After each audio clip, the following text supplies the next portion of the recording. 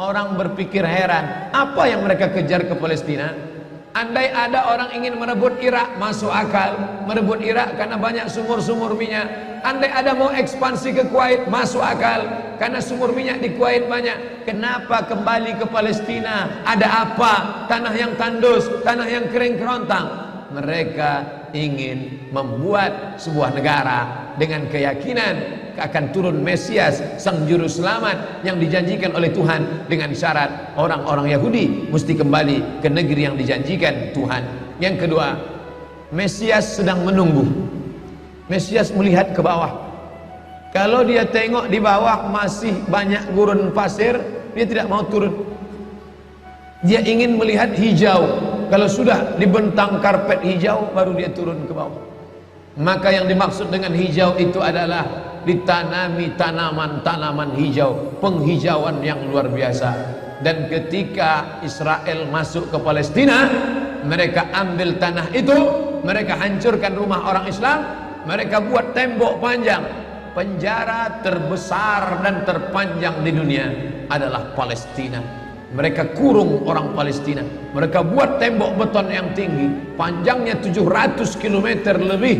Dari Pekanbaru kita lihat, Anda menuju Medan Sumatera Utara 600 km. Mereka membuat tembok tinggi 700 km. Bayangkan, umat Islam terisolir dan mereka tanami hijau-hijau. Makanya Allah berkuasa. Allah mau tunjukkan kuasa, lalu Allah buat tanaman hijau itu menyala. Dalam pokok yang hijau itu menyala beberapa bulan yang lalu. Heran orang, Allah mau menunjukkan kekuasaannya. Kalian tidak mau tolong Palestina, aku yang akan menolongnya. Tanaman yang hijau yang mereka tanam itu tiba-tiba terbakar. Tidak ada yang bisa mematikannya. Sampai-sampai reporter wartawan Amerika mengatakan, tidak ada yang bisa mematikan kebakaran ini kecuali Tuhan, karena Dia yang membakarnya. Bapak Ibu yang dimuliakan Allah SWT, tanaman apa yang mereka tanam? Persis yang dikatakan Nabi SAW, Syajaratul Gharqad, pohon gharqad, bentuknya seperti pinus, tinggi, memanjang. Lalu kemudian Bapak Ibu nanti tulis saja, yang ingin tahu bagaimana bentuk pohon gharqad, tulis saja www.google.com.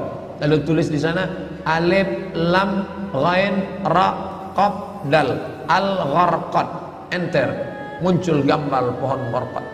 HP saya tak bisa tulis Arab Pak Ustaz, belum masuk Islam. Cara mengislamkannya, Play Store, klik, setelah buka Play Store, pilih Arabic Keyboard.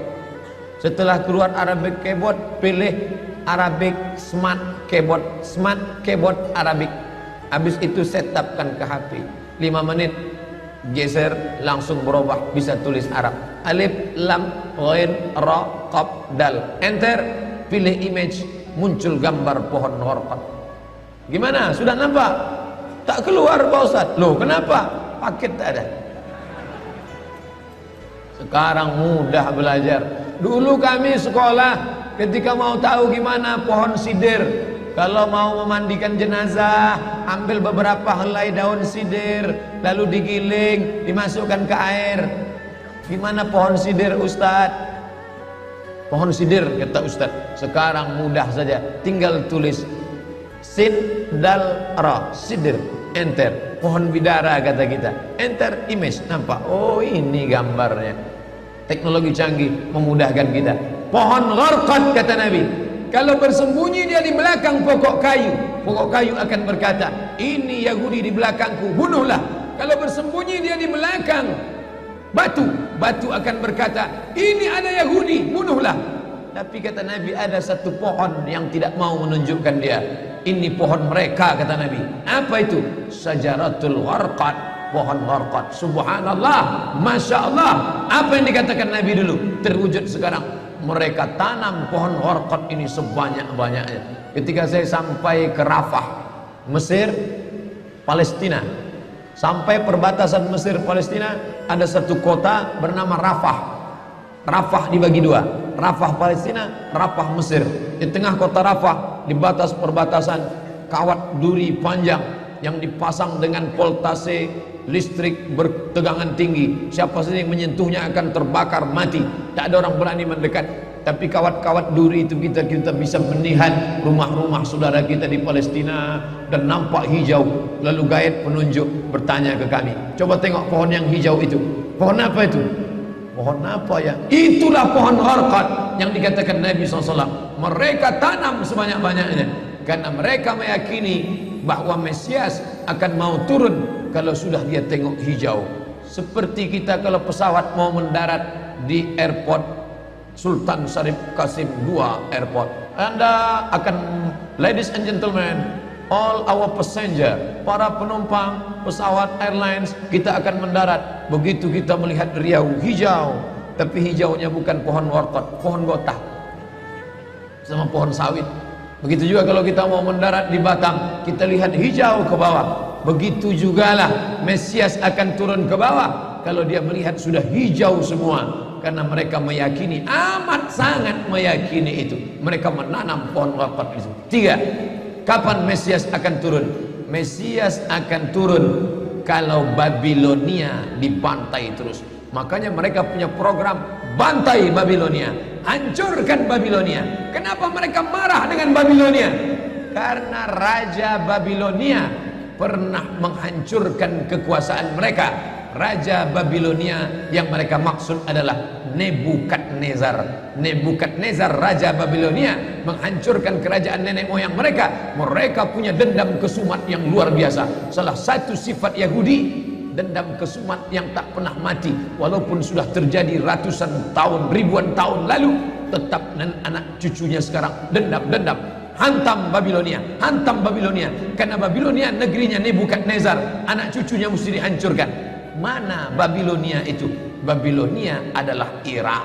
Makanya setiap naik presiden Amerika yang didukung oleh Yahudi, mereka akan membantai Babilonia, Irak.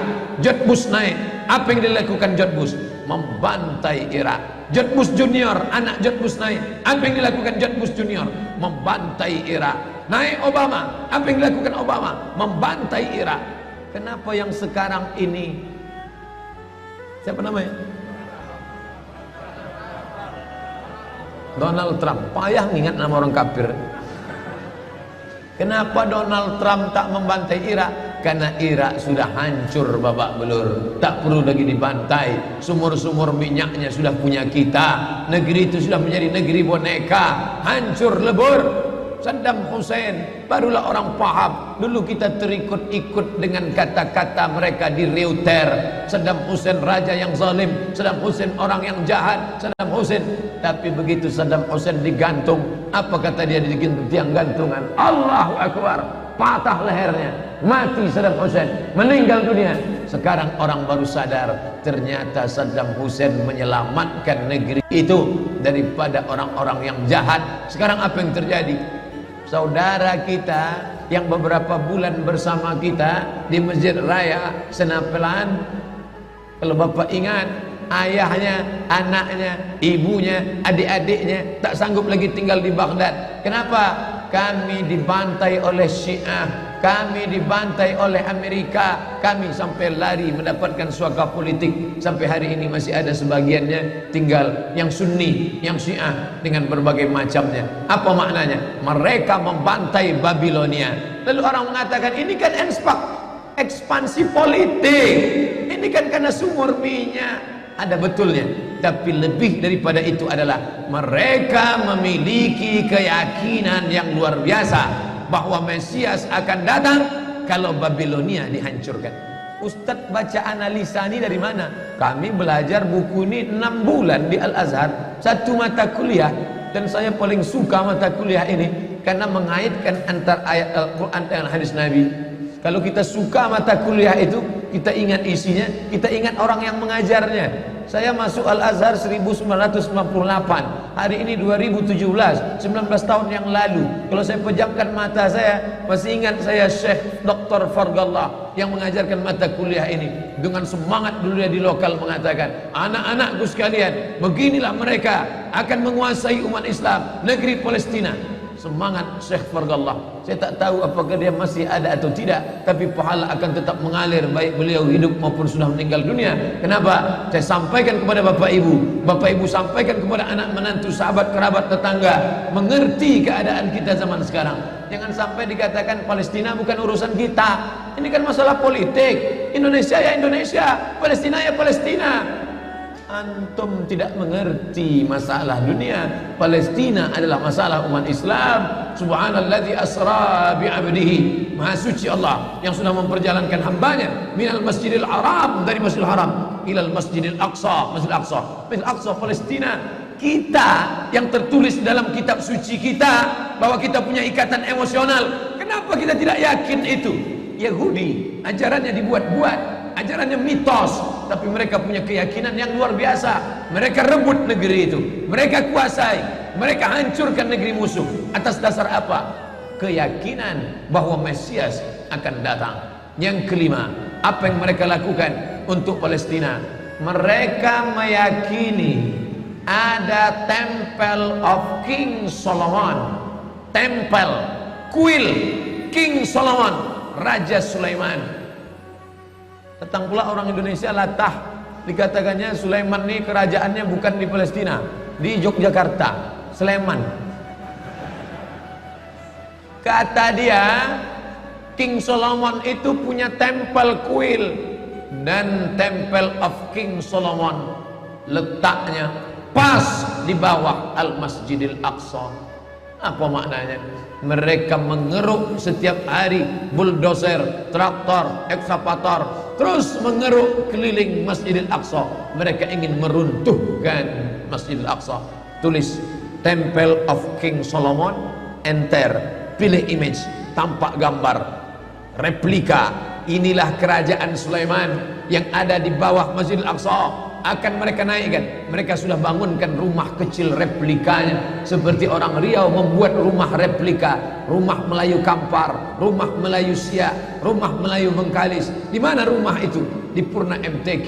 Anak-anak kita kalau mau tahu bagaimana rumah Melayu Kampar, bagaimana rumah Melayu Siak, bagaimana rumah Melayu Pelalawan, pergi ke sana. Sebagiannya ada, sebagian tak ada, entah kemana perginya. Tapi mereka membuatkan itu. Inilah dia replika kerajaan Temple of King Solomon. Artinya apa? Mereka ingin menghancurkan Al-Masjidil Aqsa berkeping, sampai akhirnya disitulah nanti kemarahan umat Islam. Entah marah entah tidak, melihat gayanya tak marah. Oh, kalian hancurkanlah. Banyak lagi urusan kami sibuk dengan ini. Tapi akan ada hamba-hamba Allah. La tazulu fi ummati ta'ifatun min ummati. Akan tetap ada sekelompok umatku yang memperjuangkan agamaku, kata Allah Subhanahu wa ta'ala. Yang terakhir, yang kelima, akan turun Mesias. Kapan itu terjadi? Ketika terjadi perang besar. Sebetulnya dalam agama Islam sudah dituliskan yang dimaksud dengan Mesias itu siapa. Kata Imam Al-Hafiz Ibnu Hajar Al-Asqalani dalam Fathul Bari, yang dimaksud dengan yang dinanti-nanti mereka itu adalah Dajjal. Dajjal itulah sesungguhnya yang sedang mereka nanti.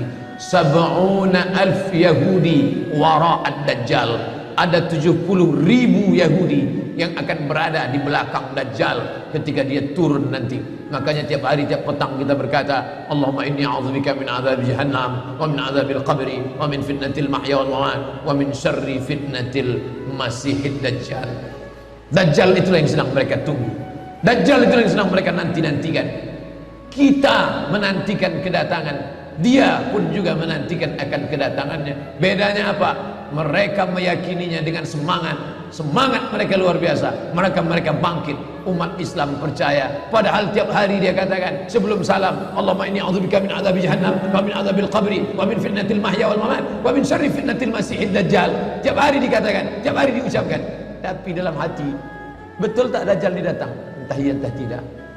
Mereka yakin Dajjal akan datang, tapi mereka katakan itulah pemimpin kami, itulah Tuhan kami, itu adalah jelmaan daripada Tuhan kami, itu yang ada yang menghancurkan dunia, dia akan menjadi panutan kami. Kita berkata itu musuh kami, tapi kita pun ragu, entah musuh entah tidak. Oleh sebab itu kita minta ampun kepada Allah atas kurangnya iman kita. Subuh ini kita bangkitkan semangat kita, tapi yang datang kenapa Allah tidak menolong? Katanya Allah itu maha kuasa. Cukup dia teriakkan saja, malaikatnya satu berteriak, pecah gendang telinga orang Yahudi, mati. Cukup dia tiupkan angin sejuk, terhirup, mati. Kenapa tidak dia matikan saja Yahudi itu? Datang Syekh Muhammad Jibril, Syekh Dr. Muhammad Jibril, Syekh Profesor Dr. Muhammad Jibril, dosen tafsir Al-Azhar. Kami undang, mahasiswa Indonesia mengundang di waktu di Mesir dulu kuliah. Lalu saya tanya, Assalamualaikum Syekh. Ya, kaum Ad binasa, kaum Samud binasa, kaum Midian binasa, kaum Iram binasa, kaum Fir'aun binasa. Kenapa Allah tidak membinasakan Israel ini? Senyum Syekh Muhammad Jibril. Apa kata dia? Ya beni, anakku, seandainya Allah membinasakan Israel ini, lalu apa yang tersisa untukmu? Ditunjuknya saya. Seandainya Allah membinasakan Israel ini, lalu apa yang tersisa untukmu? Terdiam saya.